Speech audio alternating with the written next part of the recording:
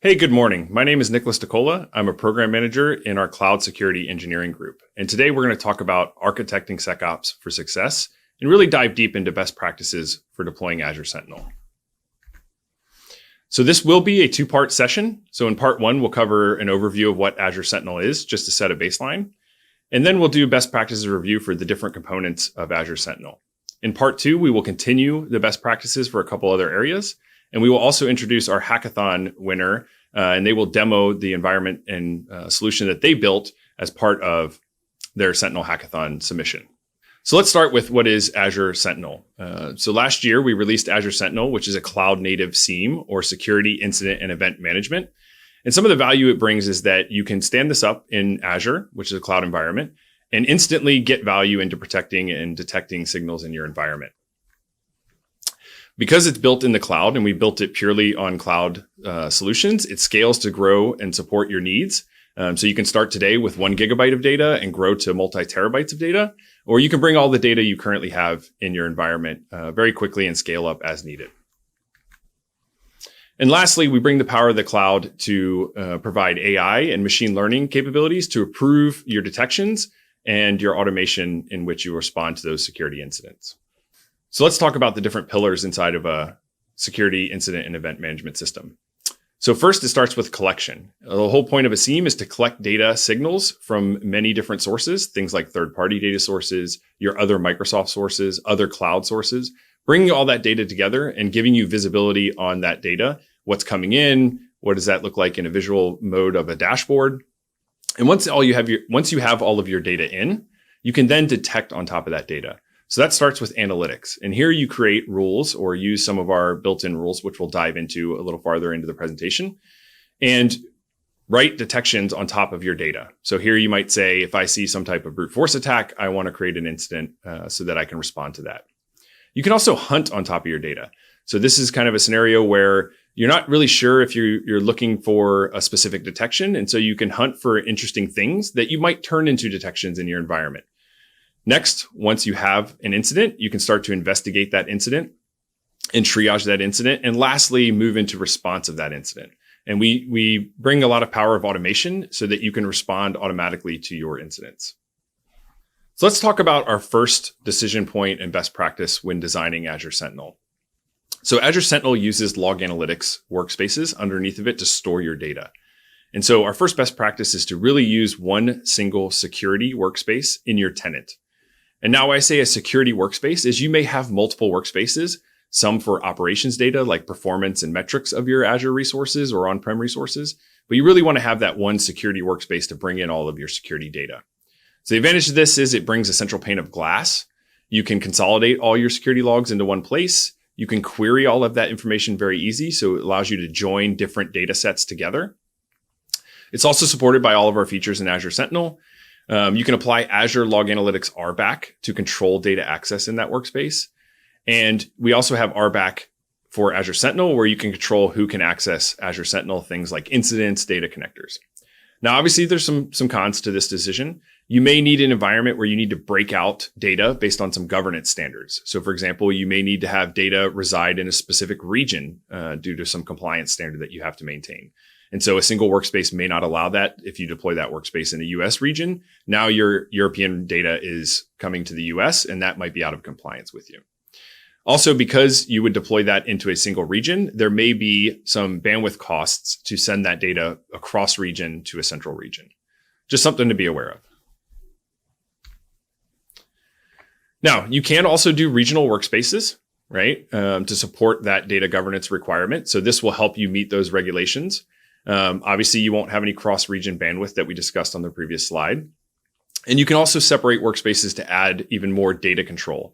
So for example, again, the regional thing, maybe I only want EU users to see my EU data sources, and so I can put those there. Obviously, you lose some central pane of glass, and we'll talk about multi-workspace in a second. But there are some things you can do to offset that with multi-workspaces. And you have to deploy your analytics to each Sentinel workspace. And so if you have the same analytic you want to deploy in, say, the US region and the EU region, you would have to take that analytic and create it twice. So this is what the two single tenant model workspace designs look like. So on the left, you can see a tenant with inside which we have a subscription, a resource group, that log analytics workspace, and Azure Sentinel applied to that workspace. Very simple deployment. Again, brings everything together in one spot. It makes it super easy in terms of deployments. Again, if you have to separate workspaces due to some type of data compliance requirement, you can have multiple workspaces. They could be inside of different resources groups, inside of different regions. You could separate them by subscription if you really wanted to. But to keep it simple, we just showed the model here of putting it into separate resource groups. So let's talk about multi-tenant. We have many customers that have multi-tenant and partners. And so here, it's the same best practice to put a single workspace in each tenant. So imagine you have 5 tenants, you would have 5 workspaces, 1 in each one. Now, obviously, the con to this is analytics must be deployed multiple times across those workspaces. So if you have one analytic, you would deploy it to each tenant. So that might take you 5 times to deploy that. Now, you can automate this with code, which makes it easier to deploy and manage. But we have also introduced a lot of features in the last year to support multi-workspace design. So you can now see incidents across multiple workspaces. You can hunt across multiple workspaces. You can use queries across multiple workspaces, workbooks, playbooks you can have in a central tenant. And so we'll demo this and show you how some of this works. But again, our best practice here is to keep one workspace, one single security workspace per tenant. And what does that look like? So here we have our central tenant with our single workspace. And now we have our child tenants, again, with each workspace inside of them. And then we use Azure Lighthouse at the bottom to provision access from the central tenant to the child tenants. And then lastly, you can deploy those playbooks in each tenant, or you could also deploy them in a central tenant and allow them to access those child tenants. So you can have a central playbook repository that has access to each of the child tenants. So now let's demo what cross-workspace looks like. All right, so here we are in our Azure portal. You can see some different services that we've interacted with. And you can see that I'm logged in as our admin of our tenant. And so if I go to Azure Sentinel, I can see my Azure Sentinel workspaces. And here I have our central cybersecurity SOC workspace. And so you can see all the information from Azure Sentinel here in this workspace. Now, with Azure Lighthouse, I'm going to flip over and show you, here's my central tenant, and I'm connected into the Azure portal.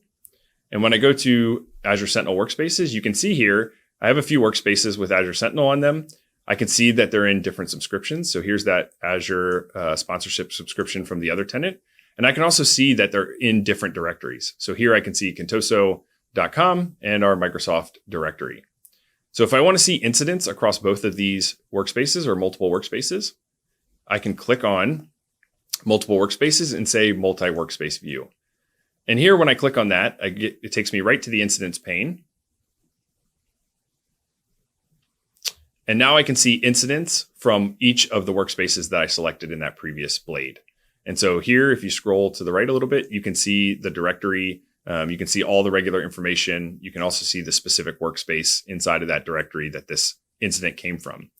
And when I click on this incident, as you can see, this is in Contoso.com. And remember, I'm in my central tenant. Here I can see all of the same properties I would see if I was in that workspace. And so when you investigate further or you click view full details, you see all of the properties just like they're inside this central tenant. Again, this is all powered by Azure Lighthouse and allows you to see resources in other tenants. Also, one difference to notice here is when you go to incidents. So here again, I'm into my child tenant and I have this incident. So say I want to assign a user. What happens is it will enumerate users from that tenant. So I can see users that are part of my Contoso tenant, right? If I switch over and go back to my central tenant and I want to assign a user, you can see here that it's pulling users from my central tenant. So just note that depending on how you want to assign users, you may need to do that from the child tenant directly or from your central tenant. It just depends on how you want to assign those users. And so let's talk about queries. So if you haven't seen cross-workspace queries before, basically it just requires a little bit of additional typing when you want to join data together across workspaces. So you use the union function. And here you would type workspace. And you can type in the workspace ID. And then what data do you want from that workspace? So here we're going to pull a security event, and then a comma, and then you can type workspace again. Again, you would put in that other workspace ID and then what data you want to, let me pull this together. There. So here I'm combining security event data from one workspace, and maybe this is workspace 2 and workspace 1, and it would combine it into one result. So this is how you would use cross-workspace queries. And because cross-workspace queries allows you to pull the data together in both, you can easily build your query and copy that and use it in things like workbooks. So maybe you want a workbook that pulls together data from all of your workspaces. You can just build it off of one of the templates, changing the queries to use that cross-workspace query. Same with hunting. I can go over to hunting and edit the query that's used inside of here to add the union of the two workspaces. And now my hunting will work across multiple workspaces. And then also note, when I'm on an incident and I want to run playbooks, we talked about having those playbooks in a central tenant. Here you can see I'm in this cybersecurity SOC, which is part of my Contoso directory. And when I click on an incident, and let's say I want to manually run a playbook as part of triaging this incident, we go over here to view playbooks. And based on the access that I have, I can see playbooks from both my internal tenant and playbooks from my child tenant. So you can have playbooks in both locations. You could have them all in the central one, but you can run playbooks from the tenant. You just need to make sure the playbooks have access to do the things they need to do in the child tenant or central tenant. So next up, a best practice that's come to light over the last year is to set capacity reservations. And I can't stress this enough. Highly recommend customers set their capacity reservations. And what this is saying is once you understand how much data you're bringing into Azure Sentinel, you can set a capacity reservation and it'll allow us to give you a discount on the amount of data that you're bringing in. And so we've had some customers use Azure Sentinel and not set this. And so they're paying more than they actually should. So you can use this to help reduce your costs with Azure Sentinel. So let's just quickly demo what that looks like. So here we are again in our Azure Sentinel instance inside of Contoso. And so when you go down here to settings, you can see this capacity reservation setting. And here you can say, I plan to upload 100 gigabytes a day. I plan to upload up to 500 gigabytes a day. And so we give you this nice trend of data ingestion where you can see how much data you're bringing in. Now we have a smaller environment. We're not quite at the 100 gigabytes a day, but imagine this says 400 gigabytes a day. So I could go here and I could set that. And you can see we're going to give you a 58% discount over the pay-as-you-go rate. And so I can just hit apply, and this will apply to our workspace. And I will now be paying on a capacity reservation. Now, one note, once you apply this, it's set and you cannot go lower than 400 gigabytes a day for 30 days. So if you need to change it to something lower, you'll have to wait 30 days. You can always raise it to the next level if you need to without waiting the 30 days. So now let's talk data ingestion architecture. It's super important to understand all of the different data sources that we can get into Azure Sentinel. So on the left side here, you can see a typical on-prem environment. And so you can start kind of in the bottom right of the box. You can see we have a Windows and Linux agent. So here you can install this on your Windows and Linux machines. It'll grab data, anything from syslog, security event logs, Windows logs, any .log file that's on the machine. And then it will send that data to your log analytics workspace over HTTPS port 443. Also, when you have other third-party sources that are more like appliance-based, things like syslog sources on the left of that box, you can see you can deploy our Linux agent in what we call a CEF collector or common event format collector. And here you would configure that appliance to send the data to the agent. And the agent, again, will upload that data over HTTPS to the log analytics workspace. And then recently released in our GitHub community repo, a Logstash output connector. And so you can deploy Logstash on-prem, you can deploy it in the cloud, but you can bring in other sources that may or may not fit into syslog or running the agent directly on the box. You can do some parsing and filtering if you need to do so. And then we have a nice output connector that will send that data into Azure Log Analytics. So now let's talk about the cloud. So on the cloud side in Azure, there's many different sources you can pull in, things like Azure Diagnostic Logs. And Diagnostic Logs does support configuring a workspace as your output. So you would just set that as your Azure Sentinel workspace. You can also configure your virtual machines using the same agent that we use on-prem. For other partners, other cloud partners and security partners, they can write their data directly to Log Analytics. So a good example of this is F5 has integrated and has a configuration on their appliance where they write the data directly to our Log Analytics API so that you can use it in Azure Sentinel. In Logic App Playbooks, you can also use our Send Data connector for Log Analytics. So here you could write a Logic App to maybe fetch data from another third-party web API, pull that data in, do some light processing on it, and write it into Log Analytics. And then for many of our cloud services, we have direct connectors for things like Office, Azure Active Directory, AWS. You can pull those data sources in directly to Azure Sentinel using the data connector. And lastly, if you have a custom application, there is a Log Analytics API, so you can write directly there yourself if you want to. So now some best practices around data connectors. I do want to say we just released a bunch of new connectors in the last 2 months. So there's about 50 plus connectors, and we plan to have more coming soon. So keep an eye out for new connectors. We always recommend that you enable first-party connectors quickly, mainly because it's very easy. You can open the connector page, click enable, assuming you have the right permissions to that data source like Defender ATP, and you can click enable and you're done. Plus, many of these are free. Things like Office 365, Azure Activity, any of our first-party security alerts from the Microsoft Threat Protection Stack are also free. Next, because it's in Azure and it's quick and easy, you can leverage tools to deploy policy and configure Azure diagnostic logs for any of your services. Things like SQL or storage, you can create a policy, put those policies in Azure. It'll apply to all your resources. It's quick and easy and you're done. And I've also added a link here to a nice script that you can use to generate those policies based on the resources in your environment. This was written by Jim Britt. It's a really great script. Next, connect your other cloud sources, AWS, SaaS applications. Again, pretty quick and easy to configure. You can go to that cloud application. You might have to make some changes there and then click connect in the Azure Sentinel data connectors page. Again, deploy your Windows and Linux agent in Azure. This can be done via Azure Policy. There's already a built-in policy, which makes it easy. So you can just take that policy, apply it to your environment, edit it as needed, and that agent will get deployed and reporting into Azure Sentinel quickly. Next, deploy Windows and Linux agent on-prem to get your on-prem nodes that you want to collect data from or other clouds. Again, this agent works on any machine. It doesn't matter whether it's virtual in Google or AWS or Azure or on-prem. Then deploy your Ceph collection. So here again, you will deploy a Linux machine to do Ceph collection, and you can configure those sources, things like firewalls like Fortinets or Palo Altos, to send their data to that Ceph collector.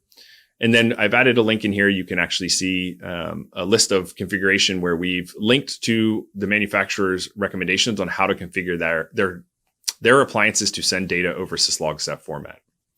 Also recommend integrating any threat intelligence. This can be done through Styx Taxi, or it can also be done through our Graph Security API. Lastly, if you have any really unique source, you can use our Logstash output connector. Again, you can do many things in Logstash, and so this might be a great way to get that custom data into Log Analytics. And by all means, ask your integrators to directly integrate with Azure Sentinel too. It always makes it easier.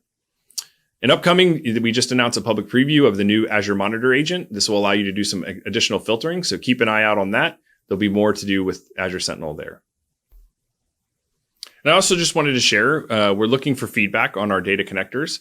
So if you have data connectors you're interested in connecting to Azure Sentinel, please use this aka.ms link for Sentinel connector wishlist and share your thoughts with us. We're always interested in your feedback on how we can further improve our data connectors in Azure Sentinel. So let's jump over and demo data collection. So here we are back in our Azure Sentinel instance, and we can go down here to data connectors. And you can see that we've added over 50 data connectors to the product. A couple of these are still in preview, but they should be releasing soon. And you can see a list of all the data connectors here. You can sort or search by provider, data type, status, those types of things. You can quickly see which ones are connected in your environment here with the green light. It will also show a red light if it was connected at some point and now has fallen off. And then quickly for each connector, you can click on the connector. You'll see here any type of related content. You can see what kind of data or the amount of data that is coming in for that connector and what that data type looks like in the actual logs. And you can click these and dive into the logs. But you can also open connector page. And like I said, it's very easy for many of these, like Office 365. I can just check Exchange and SharePoint, although I'm turning these off, and hit apply. and it will enable or disable that connector very quickly. I can also click on next steps of each connector, and here I can see workbooks that are interesting for this data set. I can also see any query samples that might be interesting, and any analytic templates that apply to this type of data set. So here you can see we have many for Office that you might want to apply, and you can quickly see if they're in use in your environment. And I just want to show our Ceph connector really quickly. Let me go to Fortinet. So Fortinet is a firewall appliance, right? We can't install our agent on that. So if you go to Open Connector page and you look at the instructions, we give you some very nice instructions and a quick way to deploy this. So first you can see create a machine. So this can be on-premise or in the cloud.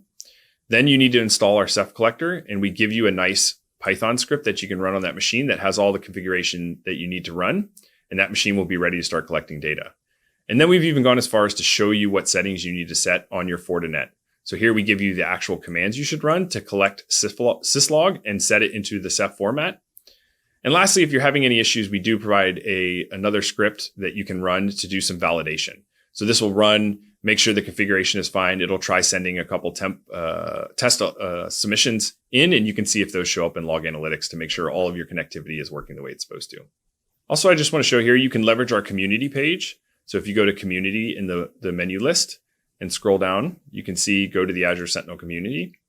And this is our GitHub repository for Azure Sentinel. And so we have many different kind of samples in here that you can use for things like workbooks, playbooks, parsers, hunting queries, etc. And so we actually have some additional custom data connectors here that people have contributed to the community. So you can see things like someone created one for Okta single sign-on. Now you can see this is using an Azure function. So again, you wouldn't need to deploy a VM or anything. You can run a serverless code, and it's based on just an just a PowerShell script. And so you can dive in and kind of see what that PowerShell script's doing. But they also provide a nice Azure deploy.json file, which you can deploy using Azure ARM to deploy this function in your environment. So it makes it quick and easy to get some sources that may not be there. So always check here to see if there's any type of connector that might not be directly in the product that you can use. And then lastly, I just want to quickly show you the Logstash sample output connector. So here, this is also in our Sentinel GitHub repo. So here I have a Linux machine running Logstash. And so if I do a edit of the Logstash configuration, and here, this is my home lab environment. I have some Unify gear that supports NetFlow. So I'm using the NetFlow connector, and I'm also pulling in syslog data from Unify. I'm doing a bunch of filtering on that data to parse it out much cleaner than just writing the syslog data in. I'm doing things like adding GeoIP information from the source and destination IP, things like ASN data. And so I'll scroll down a little bit faster here, just because I want to get to the output connector. And so you can see here our output connector. And so I'm using some if type to send it to different custom logs inside of Azure Log Analytics.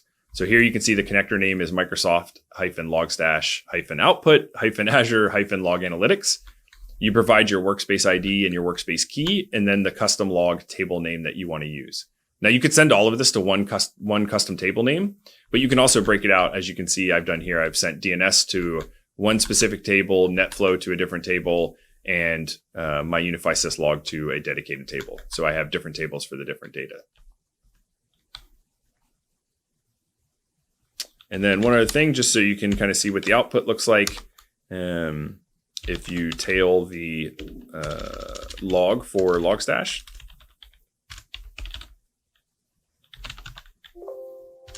sorry, it's var log/logstash, logstash plain.log.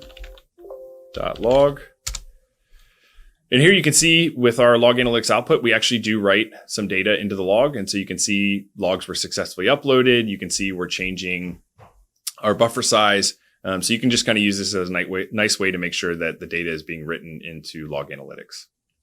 So next up is analytics. And again, pretty simple to deploy some of the templates that we provide you in the environment. But first and foremost, we recommend you enable any Microsoft security rules. There is one rule enabled by default for our Fusion machine learning type rule that's enabled inside of every Sentinel instance by default. But then you can enable Microsoft security rules. And these rules allow you to create incidents automatically anytime you receive a security alert from things like Defender ATP, Azure ATP. Next, you can kind of scroll through our built-in rule templates and look for ones that are interesting to your environment and your data sets and quickly apply those. You can also check GitHub. We do have a list of detections that might not be built into the product as templates. So there's some additional sources there you might want to look at. And then lastly, you can build any custom detections that might be, that you might need for any missing use cases. And lastly, we'd really love if you share those with the community and contribute any type of detection so we can all take advantage of the power of our community. So this is the end of part 1. I do want to remind you that this is a 2-part series. So please join us for part 2 around workbooks and playbooks. And also we'll have our Azure Sentinel Hackathon winner. Really appreciate you joining us today and hope you have a great day. Take care.